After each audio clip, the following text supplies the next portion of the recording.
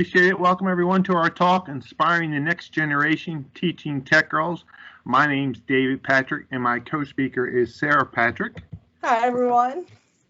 Tell you a little bit about ourselves. So I'm a subject matter expert at Data Systems Analyst, otherwise known as DSA. We're a U.S. Army DoD contractor located on the East Coast of the USA in Maryland. Sarah, what about yourself? I am currently a student at the University of Maryland, College Park, where I am studying information science and operations management and business analytics. So we're excited to be here. This is our first international, well, I guess our second international, but first European conference, virtual as it is. And so for us, it's morning. It's 8 a.m. in the morning. So good morning, good evening, good afternoon for you folks over there. We really appreciate you having us.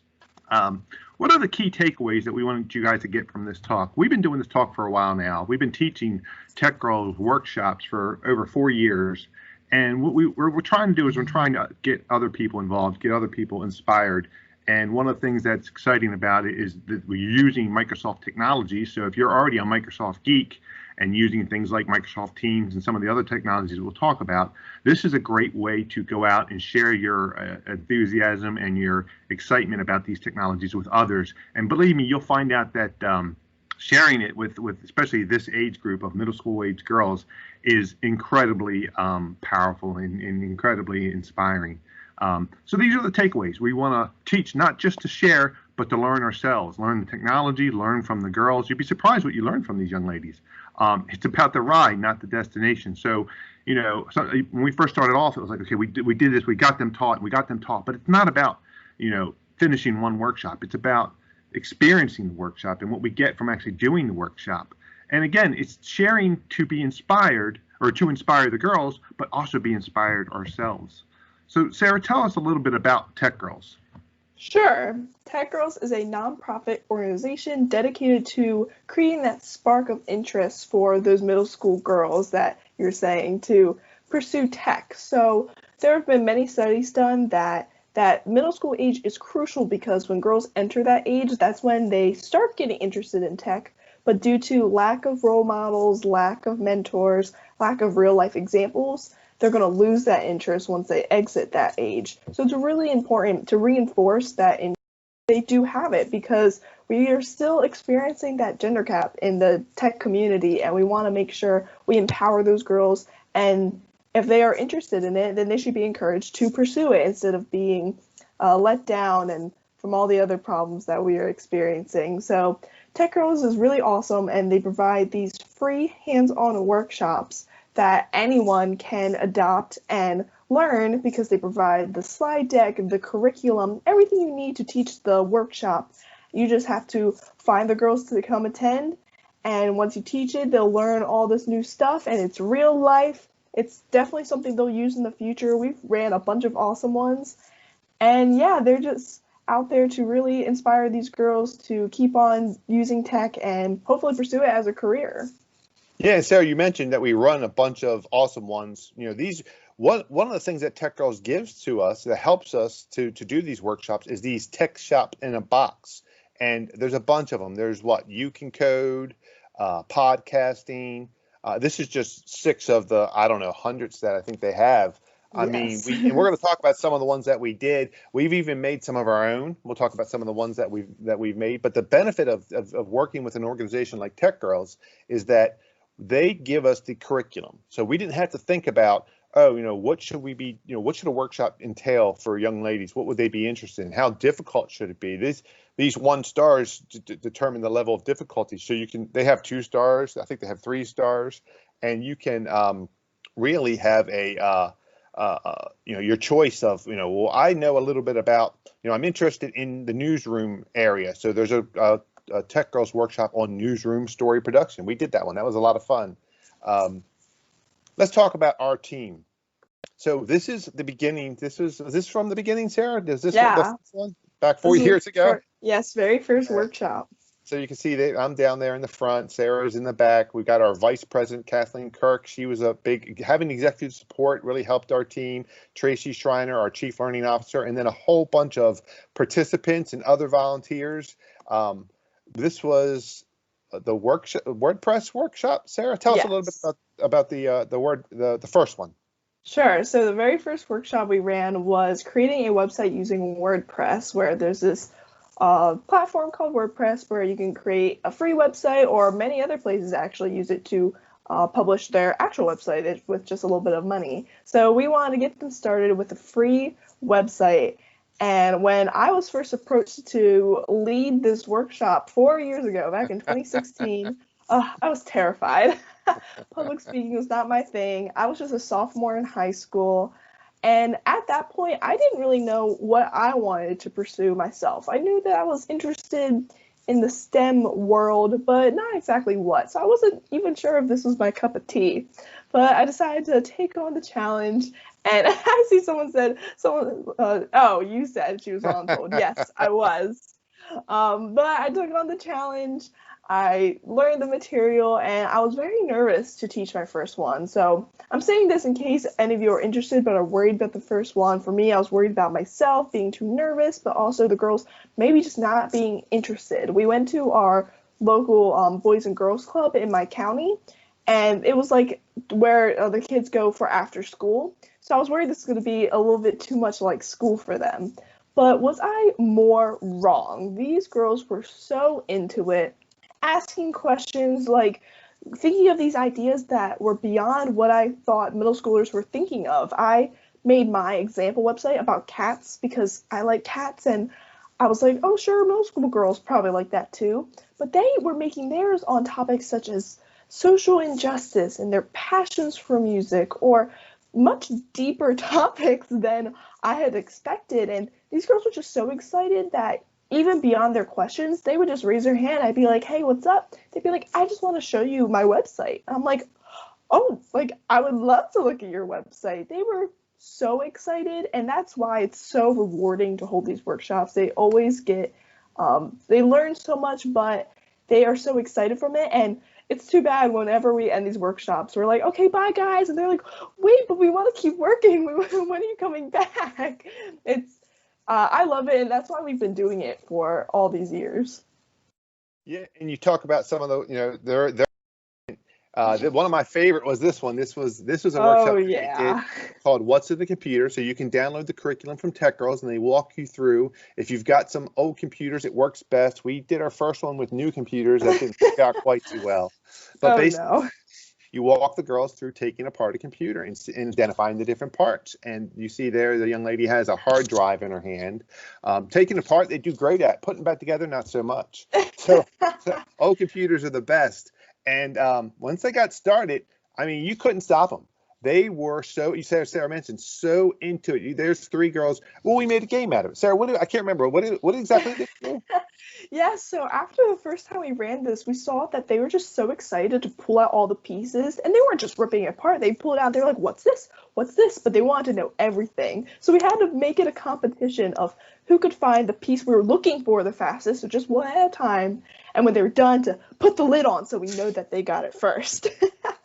Yeah, we definitely had to give them some direction. Find the hard drive, find the fan, find the memory, the RAM, because otherwise they would have just stripped it bare. Yes. Put that lid on. Now find something else. But that excitement. That's what really drove. I mean, I don't know about you, Sarah, but I know I'd be all day at work, 9 to 5. Kind of bored, doing the same old, okay, update. I'm in SharePoint, I'm doing my updates. And then we go do something like this. And it was just like, you know what? This is fun. I'll do it. And next day at work, I'm like, hey, it's inspiring. And then not only that, but then we started playing around with different workshops. So we did the WordPress, we did the What's in the Computer. We said, hey, how can we tie this in with our knowledge of Microsoft? I work for a Microsoft Gold partner, and we have a lot of Microsoft knowledge. And even if the workshop didn't use Microsoft technologies by design, the workshops are so flexible that you can change them. So one of these, well, I guess this one was using Microsoft. The very first one, this was game design with Kodu. Now, free. All the workshops are designed to be run for free using free materials. This one's a user interface driven. I didn't even know what Kodu was before we did this, Sarah. It's a game based. Me neither. But it was easy to learn. We picked it up. And Sarah, tell us a little bit about Kodu. Yeah, so as you saw from the title, it was an introduction to game design, and really, it's a really a great introduction to coding as well. As some of you might know, like coding has lots of syntax and it's kind of scary to look at if you're like a very fresh beginner, your first time looking at code. So Kodu introduces block coding. You can see from the screenshot that it's very particular of the different actions and you put them in order of the blocks. And that's how you tell your little Kodu, that's the little like icon that you move around. That's how you tell him what to do, or to create your game of collecting. Looks like in the screenshot, if you bump a fruit, then you switch the page, all those different things. For us, we create a game where if the Kodu collected like 10 coins, then you would win the game. And before we even jumped into Kodu, just to really let the girls know how important it is to do step-by-step in coding, we actually did like a human version where my dad was the robot and they had to direct him from one corner of the room to the other. And as you can imagine, the girls first were like, oh, well, walk forward. So my dad starts walking forward and then he just bumps into the wall, keeps bumping. And these middle school girls, they're getting a crack out of this. They think it's so funny. But they quit after that, they quickly realized, oh, we need to tell him the number of steps to move forward, to turn 90 degrees to the left, and being very particular about their steps. So it was a really great way to introduce them of how particular coding is with computers.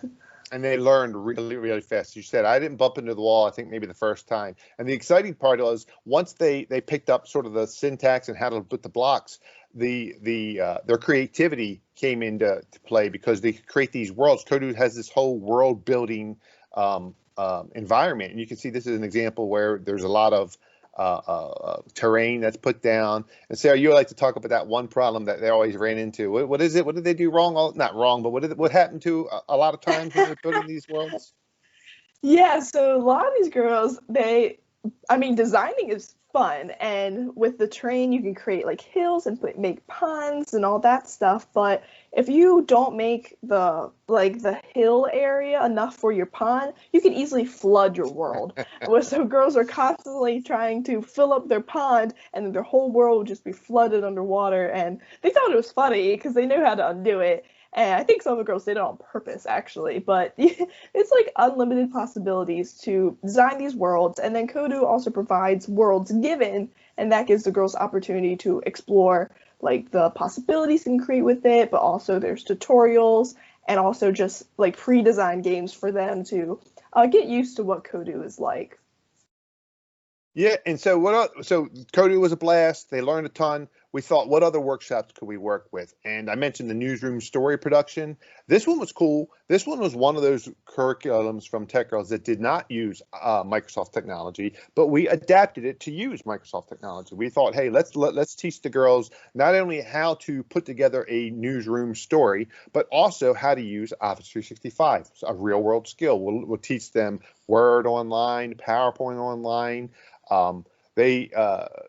I think, Sarah, you came up with the idea of, hey, let's get them to interview each other about their stories. And man, that was great because they were like, we love talking about ourselves. Please, I'll talk about, I like the basketball, I like to do art, and I like to do this. So this was a real popular one.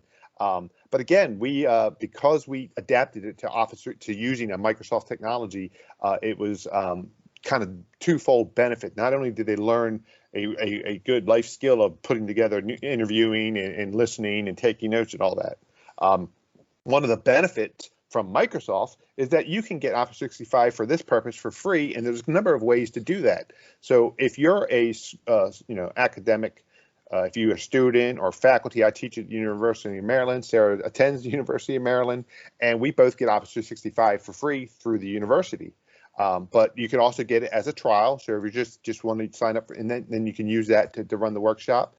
If you're a certified nonprofit, there's a nonprofit plan for getting Office 365 for free. And then my favorite is this developer tenants. And it's funny that, Sarah, a lot of people don't know about this, but if you go to this link, and I'm just going to bring it up to show you guys, they've renamed it. It used to be the Office Developer Program. Now it's the Microsoft 365 Developer Program.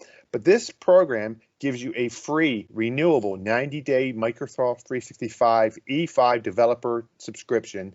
It comes with sample data if you want to, don't want to have a blank slate. You want to load some data and see and demonstrate different capabilities. It doesn't cost anything to join. No credit card required. When you sign up, you can see this is the one I signed up for my user group, Mad SharePoint. We also have one for TechGirlz. You get 25 users. This one I think I signed up for this one when it was E3, but E3, E5, that's not much of a difference. You get the tenant for 90 days. It's free, and as long as you're using it for development test purposes, Microsoft will renew it. I think one of these I've had for years now. This one was back in 2019. I think the TechGirlz we've had since we started. So Microsoft just renews it every 90 days. As long as I'm using it, they renew it.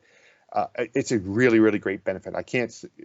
The one question I get about this is that people say, well, I'm not a developer. And I'm like, no, you don't have to be a quote unquote developer. You don't have to write code in order to qualify this program. If you're putting together solutions, if you're coming to, in our case, we're using it for dev tests, this is the program for you. And it's free. So how can you not take advantage of that?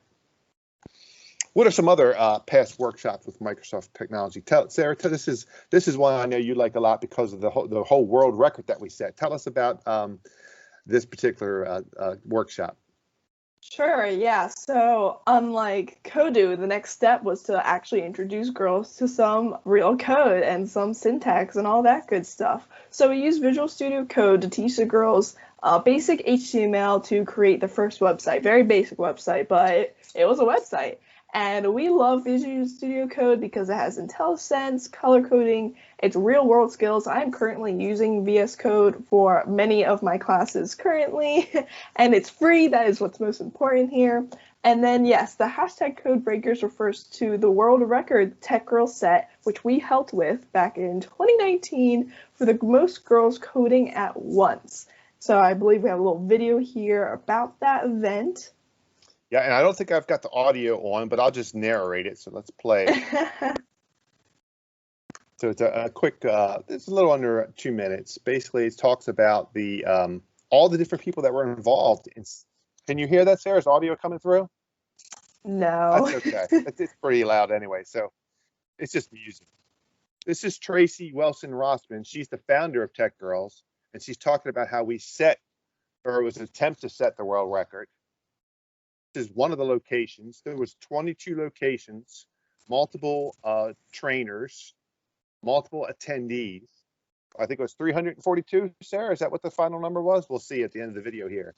But we're in this. You have to watch quick, and you'll see Sarah in here somewhere. For a hot second. Right. But the cool thing was that we were all connected. So that was neat. We all had. I don't remember what technology we used to wasn't Teams at the time. But we could see each other. We took breaks, and we would all kind of connect with the other 22 locations. But we were all using, there we are, Bel Air, 22. So we had 22 people. I said 22 locations. I think it was like 19 locations. We had 22 girls at our location. But it was worldwide. So there was a bunch in the U.S., but then I think we had, what was it, Colombia attended it? Yeah. And everyone was coding. Everyone was using some of us were using Visual Studio Code, some were using some other text editors like Sublime. But again, it was she's telling us here that there's a number 342. So we set the record. Now we need to break it, and that's what she was saying at the end. We'd love for you to go to techgirlz.org for more information about possibly helping out with TechGirlz. Some other workshops, these are future workshops that we're planning, and one of them is not future anymore. I should update the slide. The Microsoft Teams one is not only we develop it, but we delivered it multiple times, so that's exciting. So 2 workshops that we developed ourselves, or one that we're developing and one that we developed. One is Microsoft Teams, and the other was using Power Apps. So Power Apps, we're still kind of working on this one. We're basing this on Rory Neary, I believe he's a fellow MVP. They put together a game in Power Apps, tic-tac-toe. And again, real world skills. They can actually learn Power Apps, but the idea that it's been gamified and it's free, we think it's going to be real exciting for the girls to learn the technology and have fun while doing it. he put together a nice little 10-minute YouTube video that we're using to build that workshop. And just like we did with Office 365, there is the Power Apps community plan that you can take advantage of to get access to Power Apps for free, so you're not having to put out any money to be able to do this workshop. And there's the link, and we'll put the slides up so that if you want to check out these links later, they'll be available. The other workshop, which is the TechGirlz collaborating using Microsoft Teams, we developed, and we did it, and we actually did this before the pandemic hit. So we wanted the girls to learn about how to use remote tools in case they might need them. Surprise! Looks like they needed them. Yes. And one of the big benefits of this workshop, we walk through, we talk about what collaboration is, then we actually make them do a puzzle. We love to do that sort of, in person. Though now they're all virtual. We've had to pivot all of our workshops. They used to be face to face, and now they're all virtual. So we're coming up with activities to do virtually to kind of talk about some of these concepts. But this particular tool from Microsoft is great. That allows you to demo Teams, even though you're using Teams. So we're all in a Teams meeting now, but Sarah's going to give us some walk through this demo for us and talk about some Teams features you might not be aware of. Sarah, you want to take over the screen and show us the Teams demo? Yes, let me get to sharing my screen. All right, can you see that now? Yep. All right, awesome. So Microsoft Teams is super helpful and provides their own demo of the basics of how to navigate through Teams and get started. So this is what we started out our workshop with the girls. Like, they got to walk through as we walk through it to get an idea of everything to go that all the capabilities of Teams. So first I want to select the different types of experience that I want, which is actually fairly new to the demo. I have only done this a couple times where it allowed me to do that choice, which is really cool. First, it talks about the navigations on the side here, all the different tabs I have: activity, chat, Teams, calendar, calls, and files. So I can hit next. Then it tells me about what a team is in Microsoft Teams and how to create one and join one. So what I really like about this demo as well is I can actually click on the different buttons that it's pointing to, so it really feels like I'm walking through it. Tells me that I can create a team here, or I can join a team with a code, and then the different kinds of teams that could be public or private. So from here, if I'm creating a team, I can build it from scratch, or I can build it from an existing Office 365 group or team that you might already have from a different Microsoft product. So from here, I'm building it from scratch, and I can look at the different teams that I can choose from. So I'm selecting, in this case, Northwind Traders team to apply apps and then settings for the new team I'm creating. So I'm gonna go and give my team a name. Really straightforward setting it up. I can add a description. That's where I can indicate the privacy, all those settings to set it up. I can add my members. So I'm going through here, adding some team members to my team. I can make them an owner or just a member. And then my team is set up. This is where I can see that it's private, so that people that want to join have to be invited to be in that team. To look at more of the settings of the team I just created, I can click on the three dots here and click on Manage Team. I can see some more settings here as well. I can hide the team, add more channels, which I'll talk about in a second, add the members, leave the team, edit the team, get the link, manage tags, or delete the team. All right, now under the settings, that's where I can see all of my members and more of the advanced settings for each one of those other tabs. Now channels, I briefly mentioned this already. Those are the designated areas where you can have conversations about a specific topic. So maybe in your overall team, which is your company, maybe you want a channel, in this case, like for marketing. It's a little bit more specific. Maybe not everyone is involved in that channel because they're not involved with that marketing. So a little bit more specified topic. From here, I can see the tab for posts. So this is where the main conversation is for that channel. And that's where I can put in files and have these conversations. I can also make this channel private or public. So again, with the private, you have to be invited to be a part of that channel to see that conversation. This is where I talked about the different conversations to bring up a new topic in the channel, and they have threaded conversations. So I found this to be super helpful because if there's a couple of important announcements and you want to respond to both, it's not just a jumble of text. They have to figure out what relates to what. You can do a reply to that message that you're specifically referring to so that everyone knows that that's what you're talking about. This explains a little bit further. Once I opened all the replies, you can see all the conversation related to that one topic in your channel.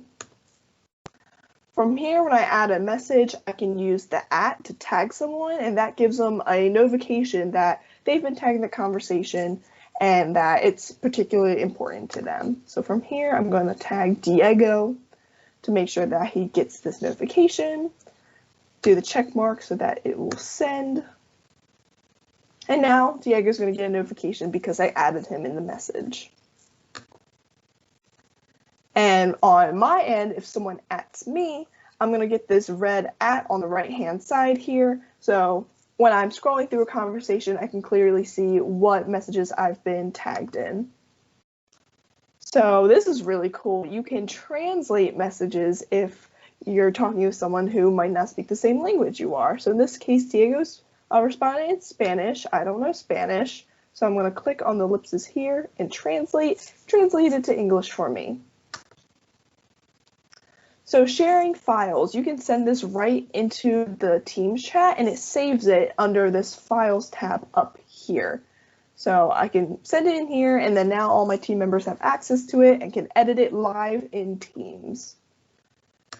It's also now under that Files tab, like I just said, but you can also upload directly as well. Getting ahead of myself with this demo. Upload right there. For smaller communication with either one-on-ones or maybe small groups that doesn't need a whole separate channel, that's where we go to this chat tab, and we can see my conversations on the left-hand side there. I can start a new chat by clicking that little writing icon, and then enter my recipients at the top. So I'm writing to Emily, composing my message at the bottom there.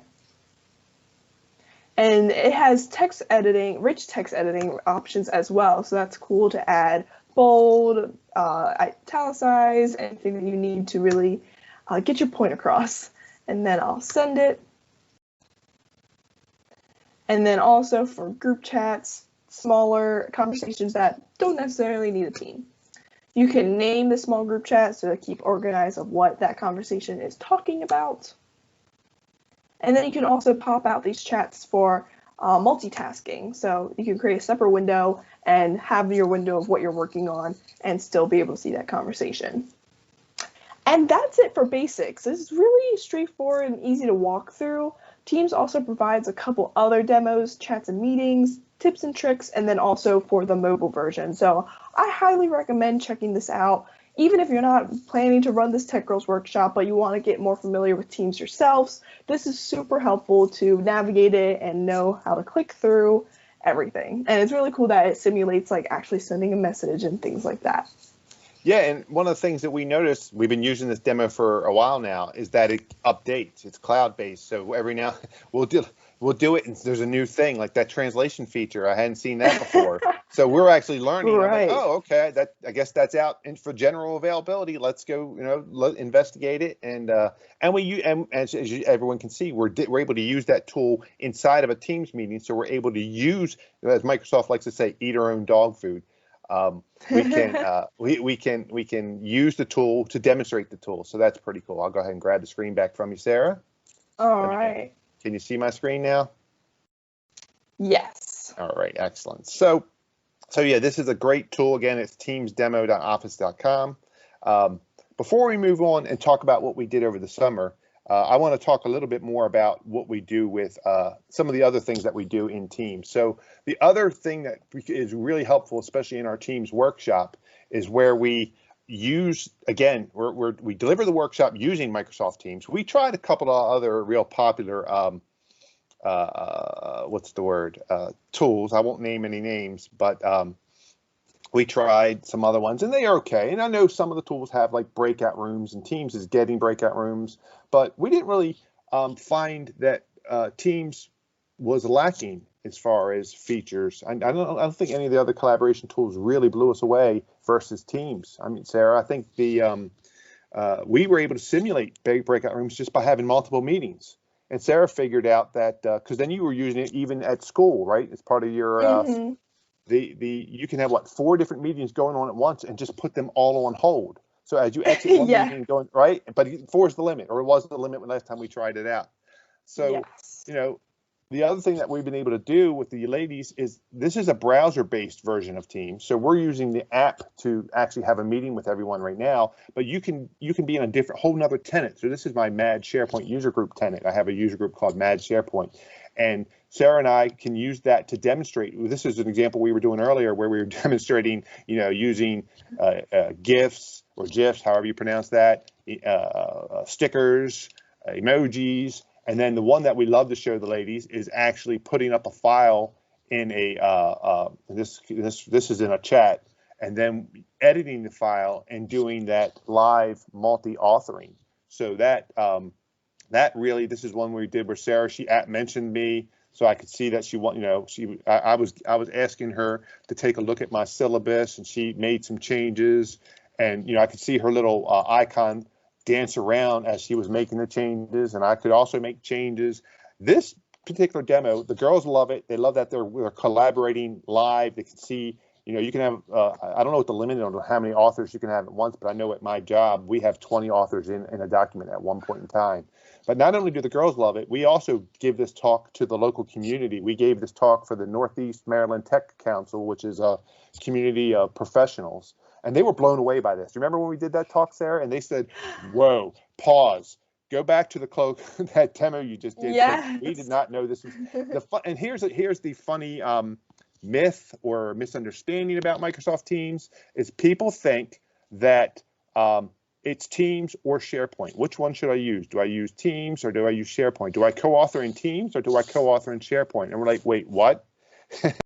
SharePoint is behind the scenes, right? If I go to one of these teams and I click on files, there is an icon to say open in SharePoint. That's because SharePoint Online is where, when you're in a Teams meeting, your files and you're collaborating on files. Look at that. There's the SharePoint Online that supports that Microsoft Teams. And that's, the girls, they're new to it, so they're like, okay, we got it. But the adults that we teach this to are all, like, what? Wait, we don't understand. Yes, and I know there's some confusion because if you go back to Teams for a second and you get into that chat like we were showing earlier, and you click on files there, that's not technically SharePoint-ish. I mean, it's OneDrive, which you could argue is sort of SharePoint, but it is OneDrive. So that's another point of confusion that as we're rolling out this Teams workshop and working with the girls, they might, if they share a file in the chat and then they share a file in the channel, they get confused. So there is 2 different places, right? If you're in a chat, you got to go to files here, and this is your OneDrive. And if you're in a team and you're working in a team, then it's up to SharePoint Online. And so it's just, getting those 2 kind of straight. That was one of the challenges that we had when we were working this. But again, the girls learn it, and then we're learning more about, as adults, as professionals, we're learning, okay, so there's that distinction, and that's one of the benefits. That's why it's not only inspiring, but it's also helpful to learn about the tool by teaching the tool. I think we learn the most when you teach it. The other thing I'll mention, and then we'll go on to our next workshop, is this command window. This one, there's all these shortcut commands that are super helpful, and people don't realize that you can set your status to be right back really quickly with just a keystroke. There's in the web version you won't find this, but if I was in the desktop version, I still have this command capability. There's a test call that you can do, so you can test your microphone, you can test your camera, you can test your network quality, and it gives you feedback on whether things are working right. So you don't actually have to have a meeting to test out your setup. You can use the test call command, but that's only in the desktop app. But there's lots of other, joining meetings, finding, searching for text. Some of my other things that we've discovered when we delivered these workshops is both in the desktop app and the web app, you can zoom in. So for the old folks like me, hard time seeing, I can zoom in, I can zoom back out. and I can navigate. So as I navigate around here to different places, I kind of lose my place in the especially in the desktop app. You don't realize in the web app you're kind of like, oh yeah, I could definitely can go back and navigate back. But you can do the same thing in the desktop app. There's that little the arrows are up in the same space, top left, and you can navigate back and forth. So it really is these little tips and tricks make you. People think, oh wow, look, this guy really knows what he's doing. It's no, I didn't. I taught it to a few workshops, and now we picked up those tips and tricks. So that's always helpful. All right, so that's enough about the teams. We're going to talk one more workshop that we did. This is the one that we're really proud of. We did over the summer. Sarah led this with a team of other college and one high school young lady. This was the creating the website with WordPress, delivered using Microsoft Teams over 4 days. So it was a summer workshop. Sarah, tell us about the summer workshop. Sure, yeah. So we really wanted this camp to give the girls the opportunity to have really that finished website. So we have held the creating a WordPress workshop just one day, just not even a day. It's really 2 hours, 2.5 maybe. And they get a great introduction to it, but most of the time girls don't get it finished, which is totally understandable. They want to really work on the design of their homepage, all the different posts, all that good stuff. So this 4-day one really led them up to giving them all the skills to prepare to have a really nice website and also present it at the end. So the first day we really focused on planning, what they wanted that the website to be about, and planning out their pages. Their second day was creating an infographic, so we wanted them to create a nice graphic for their homepage or maybe one of their other pages to show off.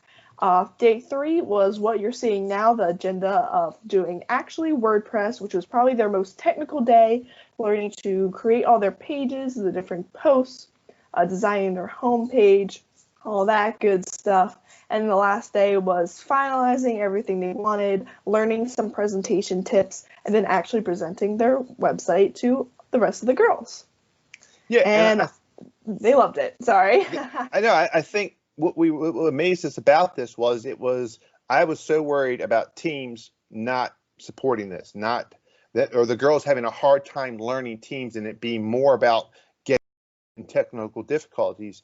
And I don't think that was the case. I mean, what is your feedback? So you led the workshop. It wasn't just you and these, I think it was 40 girls, right? We had 40 girls sign up, but you also had 3 team members that you had to work with, right? You had Chloe, you had Izzy, and Priscilla. So it was a real tough. And then we threw, hey, we also want you to somehow incorporate Office 365 because we're Microsoft Gold partners. We got to slip some Microsoft technology, not just WordPress.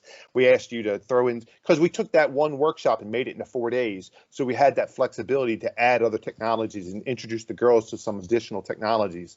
So this was a big ask of us for you guys, but you stepped up. All 4 of you girls stepped up, and I should say young ladies, stepped up, and this was hands off for me. I kind of like checked in one day and said, how's everything going? Nothing's broken, because I was working. I couldn't take this. You know what I mean? Yeah, so this was during the day. Luckily, I had finished my internship by then, so we got us together. And yeah, just to go back of how quickly they grasped it. The very first day, I made sure I really went over like, hey, this is how you use the chat. It was really important for them to stay on mute unless they really had an urgent question, just because we didn't want girls like talking over one another, and also using the raise hand function to let us know when they were finished a task, so we knew kind of the time of when to move on, because usually in person we can look at someone's screen and be like, oh, they're done, we can move on. While this virtually we can't see everyone's screen at the same time. But they grasped it so quickly. They were so good about staying on mute, using that raise hand function, and also asking specific questions in the chat. I was nervous that a lot of times girls will be like, I have a problem, I don't know what it is, and I don't blame them. If they don't know, they don't know. But they're really good at being like, hey, I'm getting this when I am doing this. What can I do to fix it? And they worked really well with it. I'm really proud of them of how quickly they picked it up, but I have to thank Microsoft Teams for making it so easy to learn. So we're wrapping up here. We're almost out of time. If you're interested in TechGirlz, go out to techgirlswithaz.org, click on their volunteer, learn about some volunteer opportunities, check out the curriculum. We really appreciate you guys taking time to listen to us. Hopefully you picked up a tip or trick about Teams. thank you for your attention. And if you have questions, we maybe have a minute or two to take a question. Please fill out the Teams Fest feedback. I understand there's a virtual room. I'll pop in there later. Sarah, if you've got a minute, maybe we'll pop in there to hang out for any questions that come up afterwards. But thanks again. We really appreciate it.